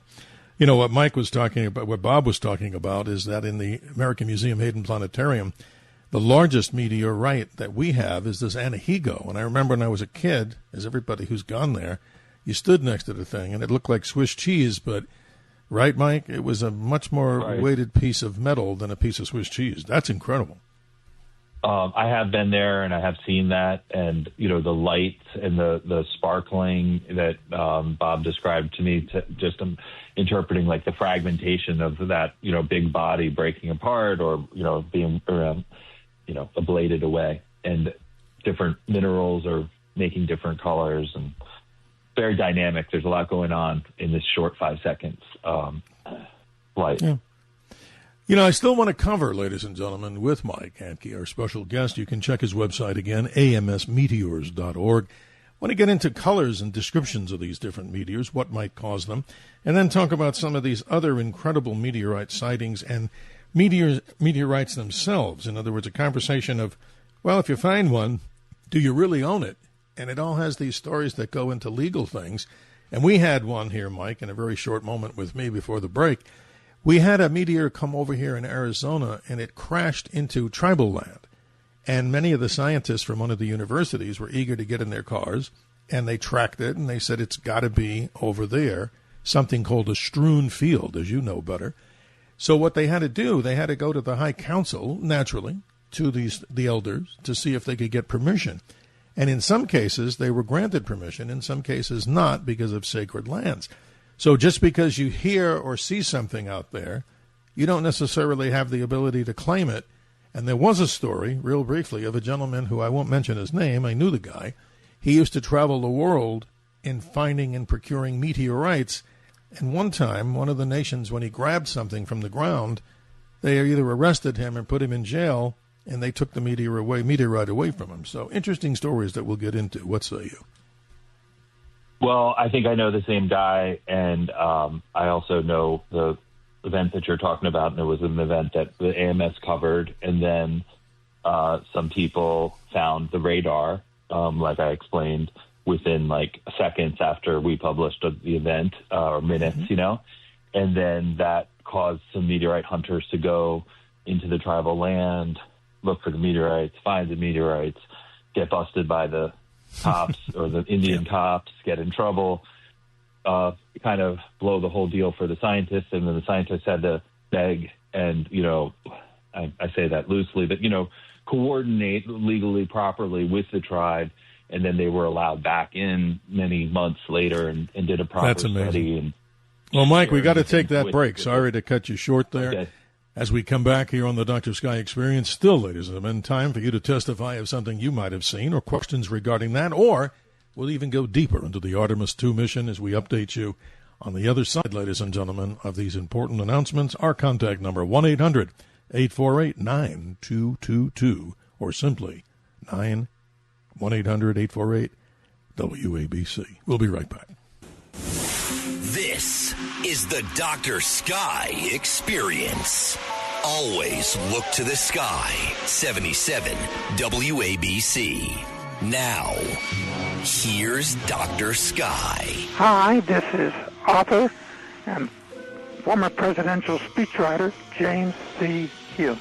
When you look up at the sky tonight and you see that moon, you think upon the fact that this one person had the experience of his life in helping to write the words that are on the moon in the plaque that was left on the LEM vehicle. Here, men from the planet Earth first set foot upon the moon, July 1969. We came in peace for all mankind. And you're listening to the Dr. Sky Show. 33 minutes after the hour, ladies and gentlemen, a tribute to the birthday of legendary astronaut Gus Grissom, who was born 100 years ago on April the 3rd, 1926, and sadly perished along with his other crew members on Apollo 1, the horrific fire, January the 27th, 1967, known as the Apollo 1 fire. Gus Grissom, a true engineer and scientist, may have been the first man on the moon. We mark his passing as we talk about Artemis II. A live Artemis update tells us now that the spacecraft is 140,787 miles away from the Earth, closing in and moving toward the moon, still at 132,880 miles away. The speed of the spacecraft is moving about a mile per second toward Luna, the moon, an amazing event. Let's continue with our special guest as we talk with Mike Hankey of the American Meteor Society, amsmeteors.org. Let's talk about the colors of these meteors that we see in the sky. This is interesting. Orange, yellow, blue, green, violet, and red. I've done some research, but I want you to take the lead. What are we seeing? What might be causing the different colorizations of meteors that people see zooming through the sky? Well, it is something that I think that different people have different opinions about. I don't know if it's 100% settled science. We also see that different witnesses will report the same meteor with different colors. Some people will see green, some people will see orange. Some scientists believe that the underlying elements can impact that color. Like, say, nickel might be green or magnesium might be blue. Mm-hmm. Other scientists I've heard think that it has more to do with the air and the molecules in the air and the speed of the meteor ionizing those molecules in the air, and that's creating the color. So one of the exciting things and interesting things about meteors is that it's not all settled science. Not everyone knows everything. You probably noticed that with these articles that, they're like, well, we don't really know, and that's okay. And that's why you need amateurs, and that's why you need these observers and people going out. And, one of the nice things about space and this field of astronomy is it is this international field where we're all kind of working on it together. And meteors are no different. So, Yes. That's amazing. There's something also, and I know you know a lot about this. Let's go back in our time machine to August 10th, 1972. Something that many people listening may have heard about this. It was the Great Daylight Fireball that was seen. Actually, a video, if people go to YouTube, you just go and look up the Great Daylight Fireball of August 10th, 1972. Now, what makes this to me, most amazing is that the object allegedly skipped through the atmosphere, supposedly said maybe 40 feet in size, and you see it bright in the daylight sky. I can imagine what it would have been like in the night. But it apparently came through the atmosphere, made that sizzling sound, and probably even a couple of sonic booms, but it said hello to the Earth and decided it didn't want to be a meteorite, and it skipped back off the atmosphere. It came over, let's say, Utah, Wyoming, and up to Canada, so it headed from south to north. Now that is incredible, supposedly traveling at some 33,000 miles an hour. Tell us more about that. I mean, imagine seeing something like that in the daytime, how bright it must have been at night. Yeah, really. I mean, I do know of that event. I was born in 1972 in April, so I would have been like 3 or 4 months old. But I watched it on YouTube when I was getting into meteorites, and it's what you call an Earth grazer. So it hits the atmosphere at like a perfect, think of a cue ball, and you like hit it just right on the side. You like graze it, and it goes through the atmosphere, and then it leaves the atmosphere. And so that's why it's like hangs in the sky for so long, and so many people can see it. And again, these daytime fireballs are big rocks, because if they weren't big, then you wouldn't see them. And so they're really brilliant, and hundreds or millions of people probably saw that one in particular. If you go to Hollywood, there's movies out there, one of them called Meteor. I think Sean Connery stars in one of them. And a legendary broadcaster here in Arizona, Pat McMahon, he stars in another one where it supposedly hit the city of Phoenix, where I'm broadcasting from right now. But it's amazing how the world's attention, they're very concerned, as they should be. And now, talking about this planetary defense, let's hope that these giant telescopes like Vera Rubin, the big giant camera, the digital camera, can at least give us some notice. But we've even seen this, and not to alarm people, we've seen objects that have actually been predicted hours before they were going to make an appearance in the sky. And I find that even more interesting, because imagine if somebody said in 3 hours, we found this object in space on the sky chart, and it's actually going to hit in this particular area if it doesn't burn up. That's amazing science. We never had that 50 years ago. That is amazing science. And, both the ESA, European Space Agency, and NASA have programs. ESA's is called Meerkat, and NASA's is called Scout. But essentially, they are monitoring all the time, and if something's going to impact, they alert all these people. There was an event in 2004 in Germany, outside of Berlin, in this town called Rivik, where they had about 4 hours notice. They sent out the alerts. People got asked to go and watch it. I knew multiple people who went and got to see this fireball come down, and then they hunted it and recovered it the following week. The astronomer who does this work, one of them, he processes the data immediately as he's taking the pictures, whereas a lot of the automated systems, they don't process the data until the next morning. And by that time, these impactors have already hit. So this is really a pretty exciting thing. It's only happened maybe a dozen or so times, I think, in the history of astronomy, and only a few of those have been recovered. We're having a conversation with Mike Hankey of the American Meteor Society, amsmeteors.org. And we'd like you to join us in our conversation. We call it Theater of the Mind because it's not done in the video sense, obviously. But more equally important is our number, 1-800-848-9222. Easier dialing numbers, I'm sure, 1-800-848-WABC. This is fascinating, Mike, as we talk about this, because so many of these other meteor or so-called skipping ones that, Earth grazers. Let's talk about the one that's really amazing to me. June 30th, 1908, in the far northern area of Siberia in a region called Tunguska. In the early morning hours, allegedly something screeched across the sky, ripping it apart as many of the, herdsmen and shepherds were there. And then the object, I don't even know for sure. It could have been part of a comet. It may not have it didn't hit the ground per se, but the force of like a nuclear weapon wiped out an area of trees the size of the state of Connecticut, and it never really got a lot of play because they didn't know how to find it or anything until maybe 30 or 40 years later. That blows my mind as far as something from the outer space. Yeah, that's an amazing event. It's one of 3 major asteroidal or cometary impacts on Earth in the 1900s, or if you include Chelly events, which was in the 2000s, but we say within 100 years almost of each other. And it was probably the largest from an explosive force. There was no fragments ever found. There was no stones, no iron fragments.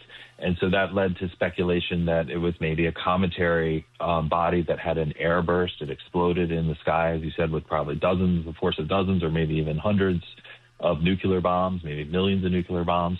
And then that pushed down all the trees.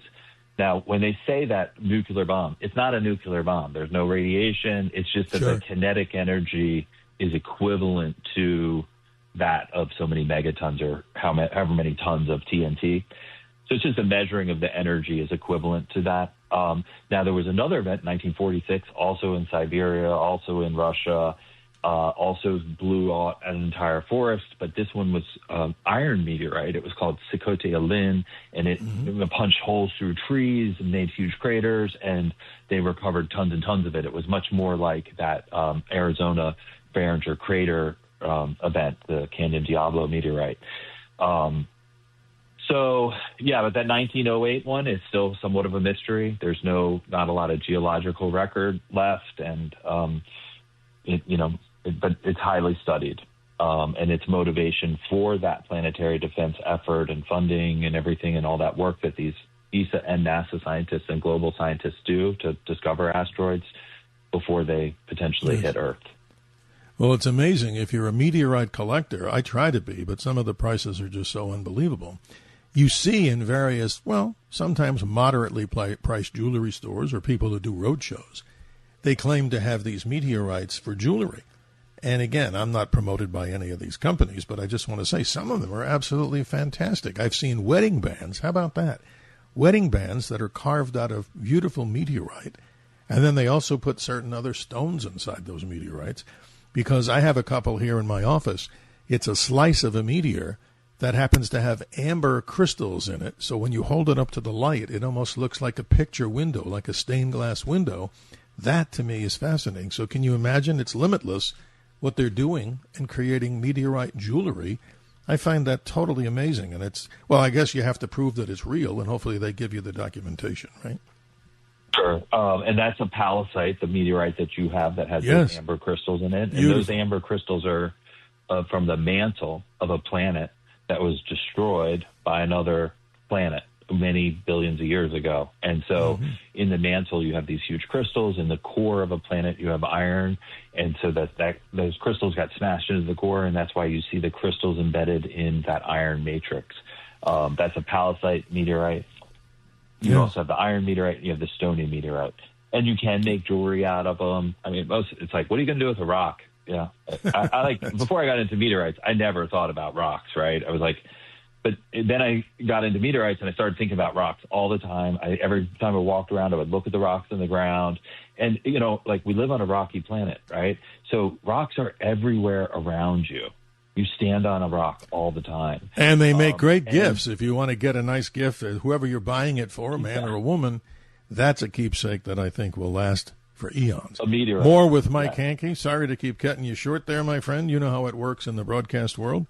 We'll continue on the other side with our special guest. And still, ladies and gentlemen, time for your concerns, questions, and comments about these topics that we talk about as we then do a final Artemis II update here on the Dr. Sky Experience, where? On Talk Radio 77 WABC. We'll be right back. This is the Dr. Sky Experience. Always look to the sky.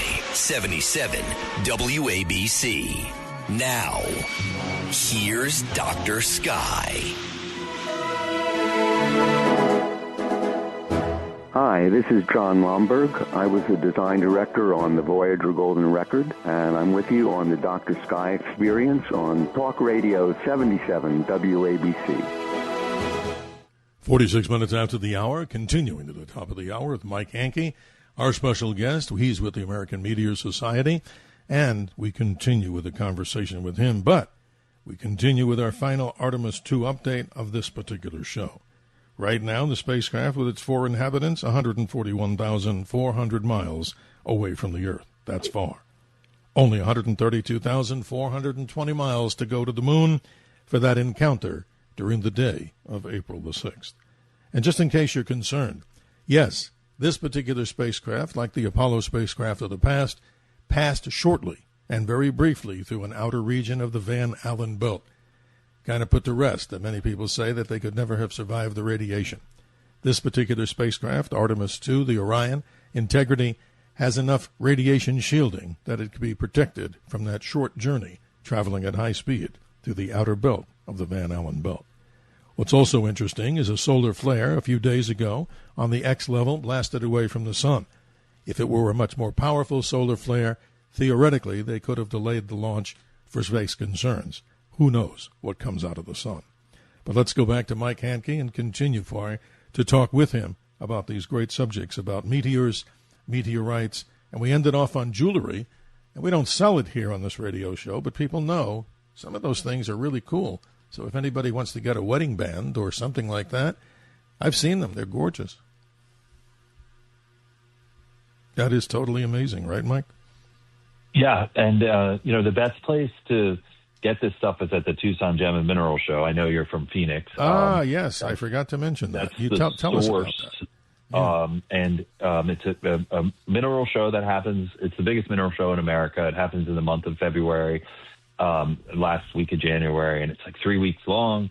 And all these people from all over the world, a lot of people from Morocco in particular, pack up pallets and pallets of rocks, minerals, meteorites, fossils into ships, and they ship it all here. And then they have to kind of sell it during that show, so you can get a lot of good deals. And it's really even a show that's geared towards wholesalers. So people will go in, buy stuff. They'll sell on eBay for the rest of the year.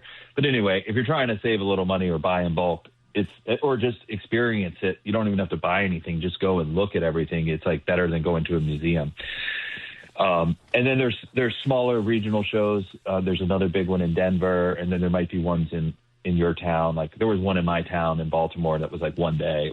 It was similar but much smaller scale. Yeah, it's amazing. When you get into retail though, and especially if it's been jewelerized, it's going to be much more expensive than if you bought it at the source. Also, there's like types of meteorites. I mentioned the Witness Fall is the most precious. People saw it, and there's only 1,400 of those unique falls, but there's like over 100,000 finds, which is a type of meteorite that just someone stumbled upon. Like a farmer was plowing his field and he hit this big rock and he's like, oh my goodness, what is this? Those types of meteorites, there's tons of those. They come from Morocco or Africa. They come from Antarctica, mostly. NASA and some other people will go meteorite hunting in Antarctica during the summers on snowmobiles with big parties and collect. Right, and you know why it's good, folks. Long. Yeah, we got to tell people, Mike, why it's good in Antarctica, because a meteor is of dark color. So if you're out there on a snowy bank and there's nothing there other than snow blindness, you happen to see this funny-looking thing that's dark in color. Wow, maybe that's not something that was there a few years ago. You're right. That's amazing. Imagine tracking those. And you can spot it from 100 feet away or more, and you have 100,000 years because it's permafrost and it's like frozen, right? It's not getting like snow on top of it that are hiding the meteorites. So, and then the glacier moves, and so they sort of all collect in this mountain range area. And it's just it's like an enormous mountain range as big as the Rocky Mountains are bigger. It's amazing. So it's pretty much continuous meteorite collections thing. In Africa, you have sand in the Sahara Desert, and one year it blows one way, or one day, it's moving one way or the other. There's these nomadic people that are always moving around. They've been trained to pick up the black rocks and identify the meteorites, and then that moves out of the continent through Morocco and then into different outlets. Well, time doesn't permit for a long, lengthy conversation on this, but the listeners may be scratching their head saying, well, you didn't get to the important part of the legalese of meteorites. Now, here, this is an interesting subject. If it lands on your property, I would presume, but you know what they say about presume, that you're the owner. But we've had incidences here in El Paso where there was a meteorite fall, and people actually were debating and arguing about who the owner was because they came upon the highway and they found pieces of it, but whoa, the state came back and said, not so fast. Tell us about who might own meteorites based on some of the legalese. A couple of caveats. I'm only talking about in America right now, especially for short on time. And there could be local, state, and federal laws, just the way our culture is. The basic rules is that it's on private property. It's that landowner's property. If you go on there and you take it, it's theft, and it could be a felony because it could be worth a lot of money. Imagine that. Yeah. And you don't want to go on private land. You might get shot, get in trouble, go to the police, get called on you, or go to jail for trespassing. But that you can knock on someone's door and say, hey, there was a meteorite fall here. Would I have permission to hunt your land? Or I want to look for arrowheads, or all a bunch of different reasons why people knock and look on people's lands for stuff, hunting. That people, So you just be polite. You ask permission. If they say no, you go someplace else. In private land or public land, a street, a park, people assume that you can it's yours if you find it at a park. But then if you look at the legal, a lot of times the park's owned by somebody. It's owned by the city. It's owned by a community association. So it can get complicated. You might have to get a good lawyer. For a while. Right? You might have to get a good lawyer to represent you.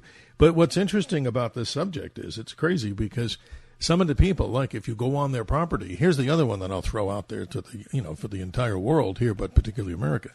What about BLM land? You're out in the middle of nowhere. We have tons of it here in Arizona, and there are restrictions. So would you think if you found something 800 miles or whatever off the beaten path, it may not necessarily be yours legally if you were actually caught taking it. But if nobody saw you, it's still maybe not legal, right? Well, so in BLM land, there are some regulations that if you're doing it for personal use and it's not commercial, you can take it up to a certain amount of it. But when it becomes commercial and you're selling it, so if you go out there and then you start selling it on eBay, you're actually kind of could get in trouble for that.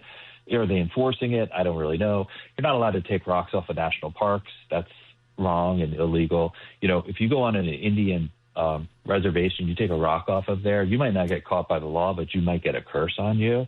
So you got to be careful and use your head and be respectful of these rocks. It's not just a commodity and an opportunity for people to enrich themselves. It's like they really need to be treated with respect and properly. Yeah. And a friend of mine actually was in Hawaii, and he was told, I gather, the mysterious story of don't take any of the lava rocks back, and he did back to the continental United States, and he got sick. And he actually mailed it back. Now, that's a true story, but the point is meteorites and people's lands, you have to follow the rules, particularly tribal nations and, of course, private property. And I imagine, what about an HOA? What if all of a sudden it lands in the street? Does the HOA have the dominance on that one, Mike? Who knows, right? You need probably to get a good lawyer on meteorites. There was a meteorite in Georgia last year that landed in a community pool. And I don't know what ended up happening to that meteorite, but I am curious. Wow. It probably got cooler than when it came out of the sky. But, right, as far as who owns it, it's amazing. And we don't want to confuse people. I mean, that's ridiculous. You find something nowadays with all rules and regulations out there, it's just simply to the point that there's rules and regulations that you just don't necessarily own it. And particularly, once again, not to be overly repetitive, on tribal lands, you would need to get permission, of course, to do what they call a strewn field. And that's what? When one of these meteors maybe explodes, like a bolide, it sends out a lot of chunks everywhere, and some of those could be extremely valuable. Yes. It could be 10 miles long and a mile wide, and you have to wander around in that strewn field for sometimes days before you find a fragment. And that's why Arizona and places out west are so nice for meteorites, because there are no landowners and you can get around. But you need to look and know. You can't just make assumptions about where you are. Correct. Well, Mike, you've got 2 minutes, and I'd like you to give a summation of some of the things for the amsmeteors.org website and what people can do. Just give us all the information. I'm sure they're interested, and they have many more questions. Give us a quick summary of everything you've talked about. The most important thing that we're doing and have been doing for the last 10 or more years is this fireball report. So if you see a fireball, or if you capture a fireball in your Ring doorbell camera or other type of camera, we ask that you submit that report. It's really easy. It takes about 5 minutes. If you're interested in meteorite hunting and you want to just stay on top of the new falls that are happening, you can see the log of fireballs. We have all the events. We update it a couple times a day, usually with new events. And then you can also get involved with meteorite communities and different things on Facebook to find more information, or, just Googling. There's ways to find these strewn fields and get involved with the field. For meteor observing, a lot of the data collection you used to do as an observer has moved toward automated systems like radar or these camera networks that are recording all the meteors. So, but it doesn't mean that. So in some ways, meteor observing is a dying art form. but it's still very much a pleasurable activity and a great way to experience the sky, or just an excuse to get outside and look at the sky. Yes. So we encourage people to do that, have information to do that, and information about the radiant. We have a guy, Bob Lunsford, who makes a biweekly report about activity so that you can kind of know what to expect, meteor shower calendars, and all that kind of stuff. Well, Mike, I thank you. It's been a pleasure to listen with you, and I do appreciate your involvement with our callers on the Dr. Sky Experience. Once again, his website, amsmeteors.org. And Mike, wishing you and your family the best of Easter and those that celebrate Passover. We do appreciate everybody listening to the Dr. Sky Experience. Hope we can do this again and give us an update from time to time on some of the amazing sightings that are occurring around the world.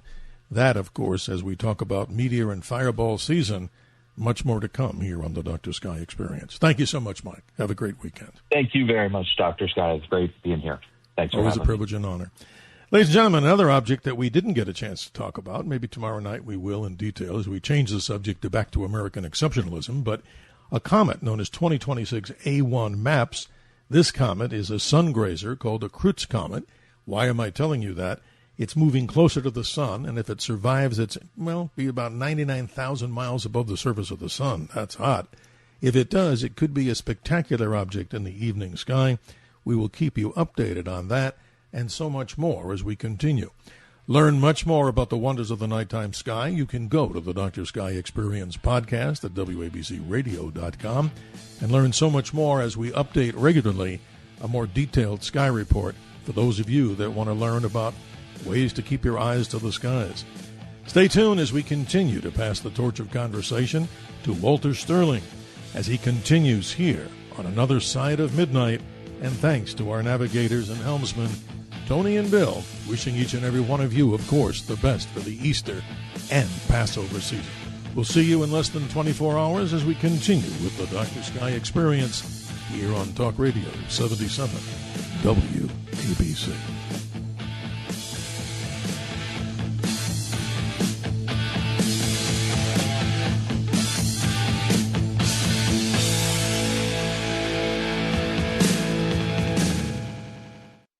This is Greg Kelly. Donate now to Toys for Tots, which works year-round. Go to toysfortots.org. Toys for Tots supports children in need throughout the year with programs like the Toys for Tots Literacy Program. Established in 2008, it has provided over 63 million books to disadvantaged children. The Toys for Tots Literacy Program is committed to providing disadvantaged children with direct access to books and educational resources that enhance their ability to read and communicate effectively. Go to toysfortots.org.